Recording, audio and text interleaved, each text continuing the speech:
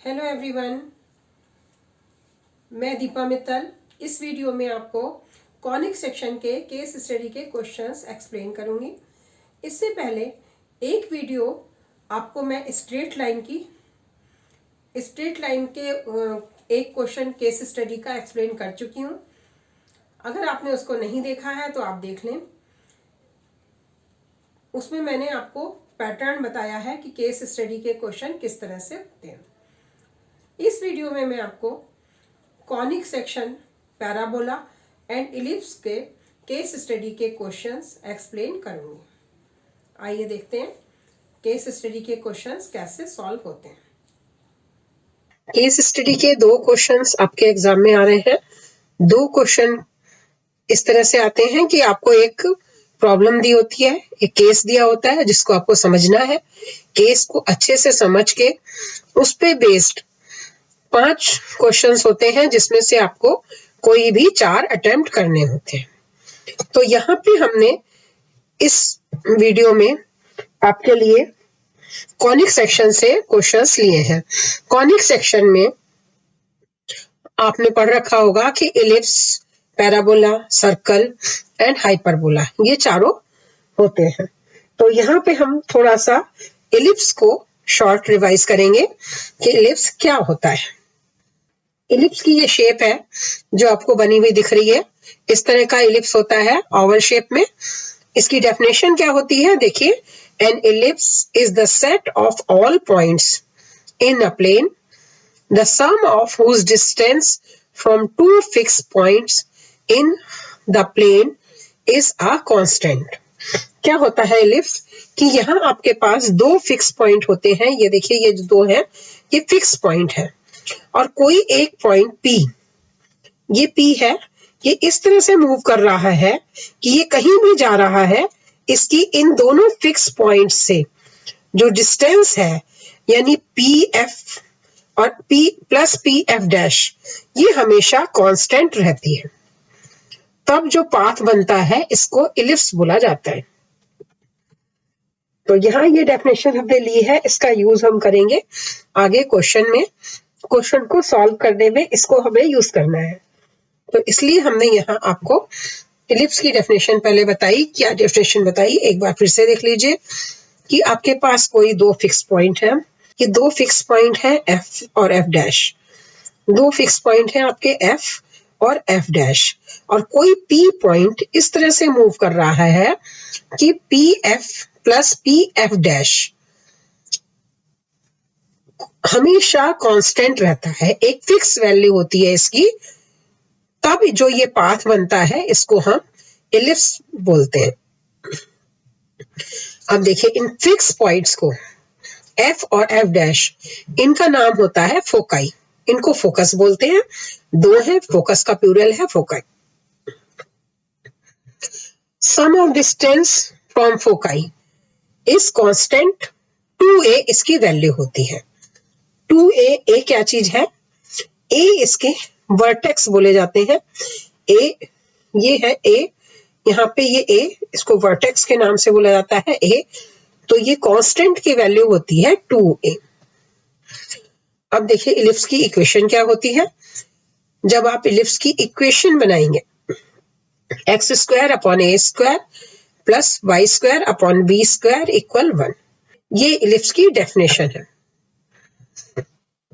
अब हम अपने क्वेश्चन पे आ जाते हैं। जो हमारा केस स्टडी का क्वेश्चन है वो किस तरह से होगा, देखिए। A farmer wishes to install 2 hand pumps in his field for watering. The farmer moves in the field while watering in such a way that sum of distance between the farmer and each hand pump is always 26 meters. Also the distance between the hand pumps is 10 meter. ये आपको question में कहा जा रहा है। आपका question ये है कि एक फार्मर को अपनी फील्ड में 2 हैंड पंप लगाने हैं, लेकिन उसको 2 हैंड पंप इस तरह से लगाने हैं कि वो अगर फील्ड में वाटरिंग कर रहा है तो sum of distance between farmer and 2 hand pump is always 26, and also the distance between hand pumps is 10 meters. अब देखिए क्वेश्चन क्या है। इसमें 5 पार्ट होंगे जिन क्वेश्चंस के आपको आंसर करने होंगे। पहला इस तरह से है, curve along which the farmer moves is. Second question, 2 fixed points where hand pumps are placed are called. Third question, find the equation of curve traced by farmer. Fourth question, find the eccentricity of curve along which the farmer moves. And fifth question, what is the radius of circle having center at 0, √11 and passing through the foci of the curve along which the farmer moves. अब देखिए यहाँ पे कहीं भी word ellipse नहीं आया हुआ। पूरे क्वेश्चन में आपको जब क्वेश्चन पेपर आप कर रहे हैं तब आपको ये नहीं पता चलता कि ये किस चैप्टर से क्वेश्चन है। अभी हमने आपको शॉर्ट रिवीजन पहले इलिप्स का दे दिया, तो हमने डेफिनेशन बता दी, उससे आपको ये समझ आ गया होगा कि ये क्वेश्चन इलिप्स का है। अदरवाइज ये थोड़ा समझना मुश्किल है कि ये किस टॉपिक से क्वेश्चन है। तो इसे हम कहते हैं केस स्टडी का क्वेश्चन, कि यानी ये केस दिया हुआ है, इसको आपको पहले समझना है कि ये किस टॉपिक से क्वेश्चन है, कहाँ से क्वेश्चन आ रहा है, क्या बनेगा, ये सब समझ के फिर इस पे आपको आंसर्स करने हैं। अब देखते हैं इसके answers. Curve along which the farmer moves, ये आपको समझ आ ही गया है कि इलिप्स की डेफिनेशन है कि फार्मर इस तरह से मूव कर रहा है कि उसका sum of distance from hand pumps is always constant. ये देखिए, ये a farmer wish to install 2 hand pumps in the field for watering. The farmer moves in the field, farmer इस तरह से मूव कर रहा है while watering in such a way that sum of distance between the farmer and each hand pump is always 26 meters. ये देखिए, यहां से हमें समझ आ गया कि फार्मर जो है जैसे मूव कर रहा है वो इलिप्स बनेगा। अब देखिए next question, 2 fixed points where hand pumps are placed are called foci. ये देखिए, जहां पे आपने 2 फिक्स पॉइंट है जहां पे ये हैंड पंप प्लेस करे गए हैं, इनको हम बोलते हैं फोकाई ऑफ इलिप्स। ये P जो पॉइंट है इसके अलोंग फार्मर मूव कर रहा है, इस तरह से मूव कर रहा है कि PF plus PF dash is always constant. ये according to the definition of ellipse the fix points are called foci. ये कंप्लीट हो गया। अब देखिए दूसरा क्वेश्चन, थर्ड पार्ट में हमें क्या पूछा गया है, find the equation of curve traced by the farmer. अब हमें जो इक्वेशन है, इलिप्स हमारा बन रहा था, उसकी इक्वेशन फाइंड करनी है। देखिए आपके ये इलिप्स बन रहा है जहां फार्मर मूव कर रहा है, जो हमारे पॉइंट्स होते हैं इसको हम फोकाई को C0 से रिप्रेजेंट करते हैं।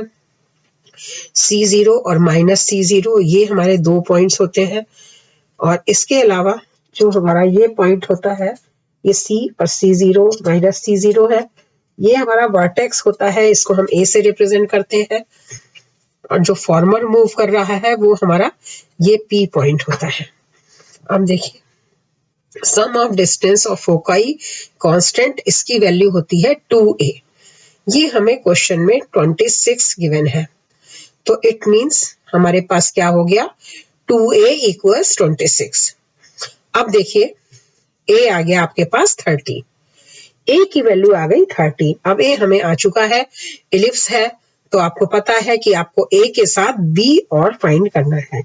तो बी को फाइंड करने के लिए हम क्या करेंगे, हमें सी गिवन है, देखिए distance between two hand pumps equals 10 metre, ये हमें क्वेश्चन में गिवन है। तो यहां से हमारे पास आ गया 2c इक्वल्स 10, इट मीन्स सी हो गया 5। अब देखिए इलिप्स के लिए कंडीशन होती है a square equals B square plus C square, ये हमारे कर्व इलिप्स की कंडीशन है। तो इसमें हम अगर a और c की वैल्यू रख देंगे तो b आ जाएगा। a की वैल्यू हमने रख दी 13 जो अभी हमने निकाली, और c आया था 5, ये हो गया 169 इक्वल्स बी स्क्वायर प्लस 25, ये आपके पास आ गया। तो यहाँ आ गया बी स्क्वायर इक्वल्स 144। अब हमारी इलिप्स की इक्वेशन क्या होती है, X square upon A square plus Y square upon B square equal 1। यहाँ पे हम वैल्यूज रख देंगे, X square equals 169 plus Y square equals 144 equals 1। ये हमारी हो गई इलिप्स की इक्वेशन। 3 पार्ट हम कर चुके हैं, आपको कोई भी 4 पार्ट्स ही करने हैं। तो आप यहाँ सेलेक्ट कर सकते हैं कि अगर आपको यहाँ a square equals B square plus C square नहीं पता है तो आप ये वाला पार्ट छोड़ के और पार्ट्स कर सकते हैं। अब देखिए 4th पार्ट क्या है, ये हमारा इलिप्स बन गया, यहाँ पे हमारा c की वैल्यूज आ गई, c हमारा ये हमने सेंटर बना दिया, और जो हमारा ये पॉइंट हमने निकाला 13 वर्टेक्स आ गए, और ऊपर का 12 आ गया, B12 आ गया। ये हमारा इलिप्स पूरा कंप्लीट बन गया। अब देखिए हमें फाइंड करना है, find the eccentricity of the curve along which farmer moves. Eccentricity क्या चीज होती है, इसेंट्रिसिटी क्या चीज होती है, eccentricity equals C by A। यहाँ पे ये होता है इसेंट्रिसिटी के लिए formula, eccentricity for an ellipse is E equals C by A। तो C और A दोनों हम निकाल चुके हैं, तो यहाँ आ गया आपके पास 5/13। ये पार्ट भी आपका कंप्लीट हो गया। अब देखिए लास्ट पार्ट में आपको थोड़ा सा चेंज दिया जा रहा है।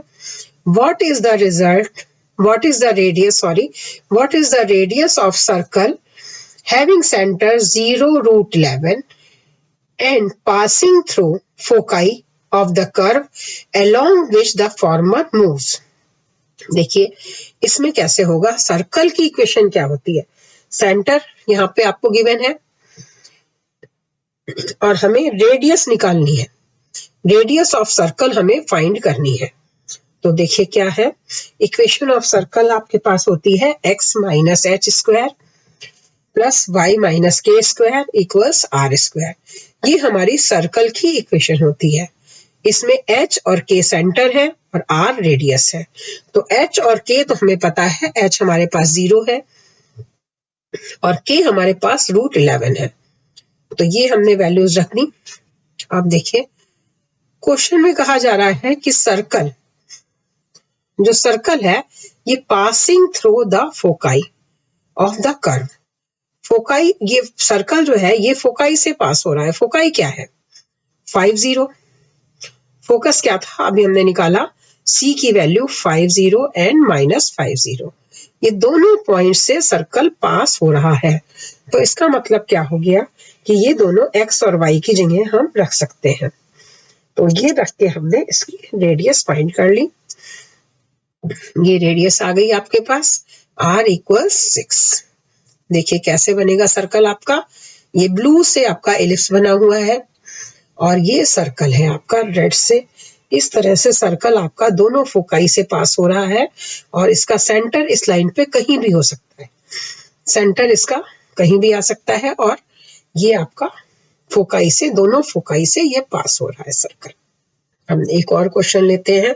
एक और क्वेश्चन के लिए, ये क्वेश्चन अभी क्योंकि हम आपको एक्सप्लेन कर रहे हैं तो इसलिए हम आपको बता दे रहे हैं कि हमने पैराबोला से लिया है दूसरा क्वेश्चन। तो पैराबोला का भी थोड़ा सा रिवीजन देखना पड़ेगा कि पैराबोला होता क्या है। तो पैराबोला की डेफिनेशन क्या होती है? A parabola is the set of all points in the plane which are equidistance from a fix line and a fix point in the plane. यहाँ पे क्या होता है, पैराबोला की डेफिनेशन ये ली गई है कि एक फिक्स पॉइंट है और एक फिक्स लाइन है। तो कोई भी पॉइंट इस तरह से मूव कर रहा है कि वो फिक्स पॉइंट और फिक्स लाइन से इक्वल डिस्टेंस है। पॉइंट कहीं भी जाए, फिक्स पॉइंट और फिक्स लाइन दोनों से उसकी डिस्टेंस अगर सेम है तो उसको हम पैराबोला बोलते हैं। अब देखिए, fix point is called the focus. जो फिक्स पॉइंट होता है उसको फोकस कहते हैं। Fix line is called directrix. जो फिक्स लाइन होती है उसका नाम डायरेक्ट्रिक्स रखा गया। ये हमारे पास 4 तरह के पैराबोला होते हैं। पहला वाला जो है ये स्टैंडर्ड पैराबोला बोला जाता है। यहाँ पे देखिए, ये आपका फर्स्ट पैराबोला, ये स्टैंडर्ड है, ये इसका फोकस है और ये डायरेक्ट्रिक्स है ब्लू से। तो यहाँ पे आपका कोई भी पॉइंट इस पैराबोला पे, ये आपका पैराबोला है। इस पैराबोला पे अगर कोई भी पॉइंट हम ले रहे हैं तो उसकी डिस्टेंस डायरेक्ट्रिक्स से और फोकस से हमेशा इक्वल होगी। ये ऐसा पैराबोला की डेफिनेशन के अकॉर्डिंग है।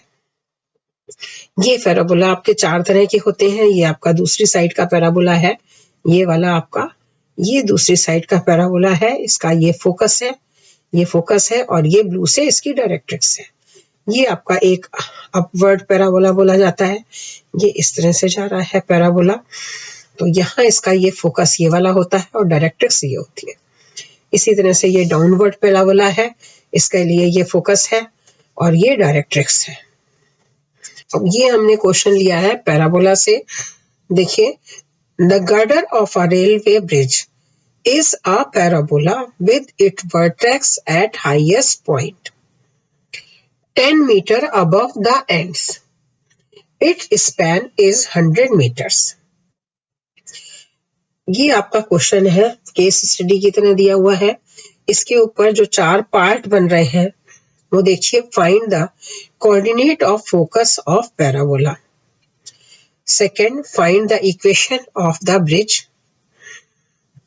Third, find the length of the latest rectum. Fourth question, find the height of the bridge at 20 meters from the midpoint. And fifth point, find the equation of circle with center at focus of parabola and passes through the vertex of parabola. ये आपको 5 part दिए हुए हैं इस पे। तो अब आपको ये समझना पड़ेगा कि ये गर्डर किस तरह से बन रहा है और पैराबोला की शेप में है। तो इसका हाईएस्ट पॉइंट क्या होगा, एक्सिस क्या होंगी, स्पैन किस तरह से होगा, ये सब हमें समझना पड़ेगा। फिर उसके बाद इन क्वेश्चंस के आंसर करेंगे। देखते हैं कैसे होगा ये question. Find the coordinate of the focus of parabola. सबसे पहले हमें फिगर समझनी है कि फिगर किस तरह से बनेगी इसकी। ये देखिए, ये आपका गर्डर है। ये बोला जा रहा है कि ये यहाँ से 10 मीटर हाई है। सबसे पहले आपको ये दिया हुआ है कि ये आपका 10 मीटर हाई है गर्डर, इस तरह से। और इसके जो है स्पैन, यानी ये पॉइंट आपका, ये 2 पॉइंट आपके 50, ये पूरी डिस्टेंस जो इसके बीच की है ये 100 मीटर्स गिवन है। स्पैन इसका 100 मीटर्स गिवन है। तो इसका मतलब ये हो गया कि अगर आप यहाँ ओरिजिन डिसाइड करते हैं, ये आपने ओरिजिन लिया 0 0, इस तरह से ये पैराबोला की शेप बन रही है। ये 10 मीटर हाई हो गया सेंटर पे। हाईएस्ट पॉइंट जो है वो 10 मीटर हाई है और जो इसका स्पैन है, यानी इन दोनों के बीच की डिस्टेंस जो है वो 100 है। तो ये हमने क्योंकि एक्सेस इस तरह से बनाई है तो यहाँ इसका ये मिड पॉइंट होगा, इधर 50 हो गया और इधर 50 हो गया। तो ये आपकी पूरी फिगर हो गई कि किस तरह से आपका क्वेश्चन में पैराबोला बन रहा है। अब यहाँ पे ये क्योंकि डाउनवर्ड पैराबोला बन रहा है तो इक्वेशन ऑफ पैराबोला क्या होगी, x स्क्वायर इक्वल्स -4ay, क्योंकि ये डाउनवर्ड पैराबोला यहाँ बन रहा है। अब देखिए ये हमारी इक्वेशन ऑफ पैराबोला है। अब पॉइंट जो हमने लिखे थे पैराबोला पे फिगर में, तो पैराबोला पासेस थ्रू 50 एंड -10। -10 क्यों? क्योंकि आपका सेंटर ऊपर था और नीचे आपकी वाई एक्सेस माइनस में जा रही है, तो इसलिए इसको हमने माइनस में लिया। अब इस पॉइंट को हम x और y की वैल्यूज रख देंगे। ये आ गया 50 स्क्वायर माइनस 4a माइनस 10, तो यहाँ हमारे पास ये आ गया 2500 इक्वल्स 40a। a की वैल्यू आ गई 2500 अपॉन 40, कैंसिलेशन के बाद आपके पास आ जाएगा 62.5। तो ये हमारे फोकस के कोऑर्डिनेट हो गए। Coordinate of focus is 0, -62.5। अब देखिए second part, find the equation of bridge. अब हमें इक्वेशन बनानी है पैराबोला की। जो हमारे पास इक्वेशन है, इक्वेशन ऑफ पैराबोला ये थी, तो इसमें हम a की वैल्यू रख देंगे तो हमारी इक्वेशन ऑफ पैराबोला आ जाएगी। ये हमने a निकाला, तो इसको हम यहाँ रख देंगे। यहाँ आपके पास 4 कैंसिल हो जाएगा। ये आ गई आपकी equation of parabola, x square equals -250y। a की वैल्यू आपकी थी 2500 अपॉन 40, ये हमने वैल्यू इक्वेशन में रख दी a की। तो जो ये एक्स वाई में रिलेशन आता है, ये हमारी इक्वेशन ऑफ पैराबोला है। अब देखिए find the length of latus rectum. अब आपको यहाँ पता होना चाहिए कि लेटस रेक्टम क्या होता है। लेटस रेक्टम क्या है बेटा? Latus rectum is the chord which is perpendicular to the axis and passes through the focus। तो ये लेटस रेक्टम होता है। अब यहाँ लेंथ ऑफ लेटस रेक्टम क्या होती है? इक्वेशन ऑफ पैराबोला आपकी ये थी, एक्स स्क्वायर इक्वल्स -4ay। इसमें आपने वैल्यू रखती थी, तो ये आंसर हमारे पास आ गया था। Length of latus rectum of parabola में होती है 4a। a हम अभी निकाल चुके हैं, तो यहां से हमने, आप चाहें तो a की वैल्यू रख के कैलकुलेट कर सकते हैं, लेकिन अगर आप कंपेयर करेंगे इक्वेशन को तो 4a की वैल्यू 250 आ रही है। तो ये आपका सीधा डायरेक्ट आंसर है इस क्वेश्चन में। लेकिन आपको यहाँ पता होना चाहिए कि लेटस रेक्टम क्या होता है। फोर्थ पार्ट देखिए, find the height of the bridge at 20 metre from the mid point. तो इसके लिए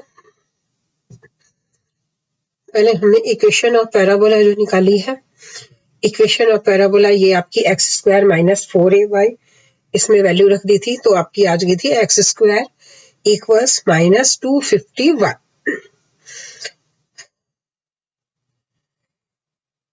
अब ये आपका हो गया coordinate of the point at 20 metre from mid point. ये क्वेश्चन में कहा जा रहा है कि मिड पॉइंट से 20 मीटर फ्रॉम मिड पॉइंट, तो आपका पॉइंट हो जाएगा 20 एंड y। ये हम इक्वेशन में सब्स्टिट्यूट कर देंगे। Substituting this point in the equation of parabola. जो आपका पैराबोला है, जो आपका पॉइंट है, देखिए ये हमारा पैराबोला था बना हुआ, तो ये ब्रिज था इस तरह से। यहाँ आपका ये मिड पॉइंट से 20 मीटर पे जो हाइट है, ये आपको फाइंड करनी है। यहाँ पे आपको ये वाली हाइट फाइंड करनी है। ये हाइट आपको, ये आपकी निकलेगी y, हमने ये माना, और ये डिस्टेंस आपको मिड पॉइंट से 20 मीटर आपको ये गिवन है क्वेश्चन में।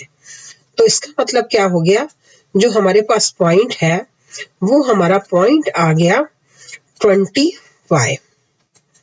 अब इसको हम यहाँ इक्वेशन ऑफ इलिप्स में सब्स्टिट्यूट कर देंगे।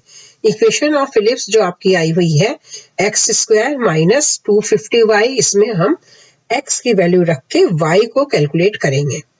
x की वैल्यू रख दी, इसको सॉल्व करेंगे तो आ जाएगा 400 इक्वल्स -250y। तो y की वैल्यू आ गई -400 अपॉन 250। इसको कैंसिलेशन करने के बाद आपके पास आ जाएगा -1.6।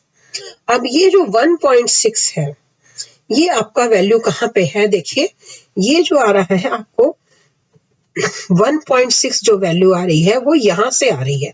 ये आपका सेंटर है ओरिजिन से, ये डिस्टेंस आपकी 1.6 आ रही है।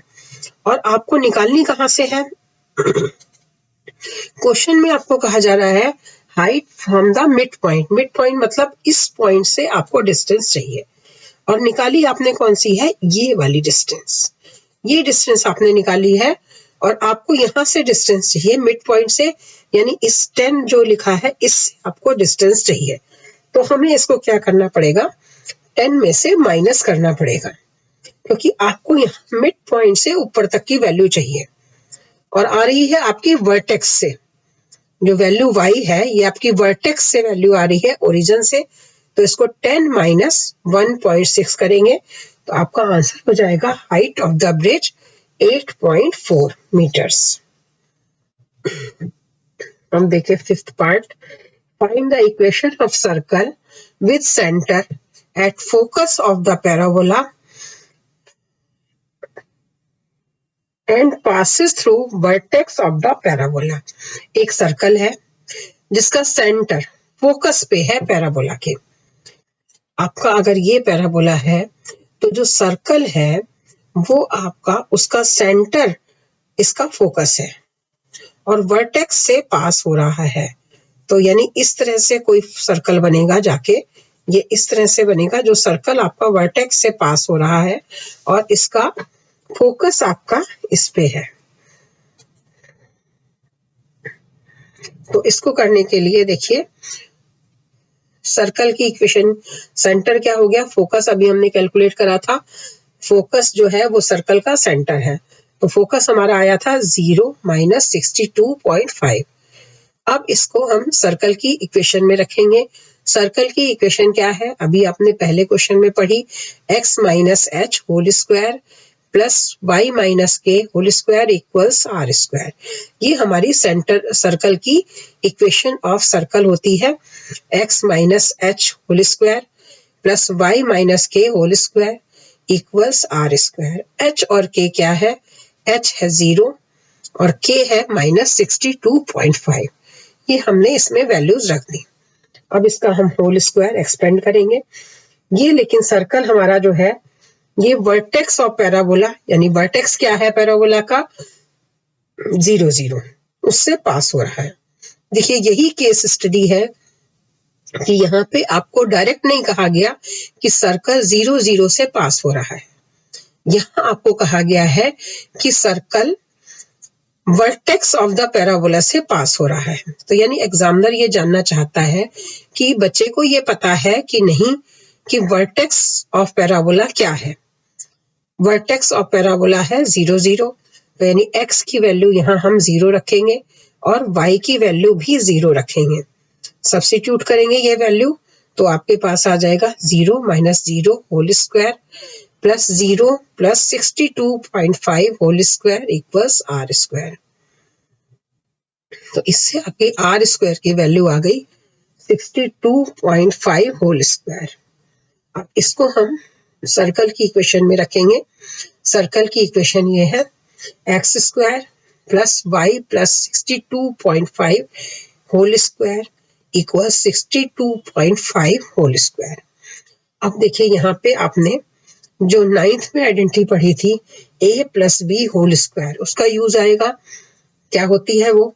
a plus B whole square आपको याद होगा, उसकी वैल्यू होती है a square plus B square equals plus 2ab। a plus B whole square की वैल्यू होती है a square plus B square plus 2ab। तो यहाँ पे हमने ये वाली आइडेंटिटी यूज करी है, X square plus Y square plus 62.5 whole square plus 125 Y equal 62.5 whole square. अब ये आपका 62.5 होल स्क्वायर कैंसिल हो गया, तो इक्वेशन ऑफ सर्कल आ गई X square plus Y square plus 125 Y equals 0।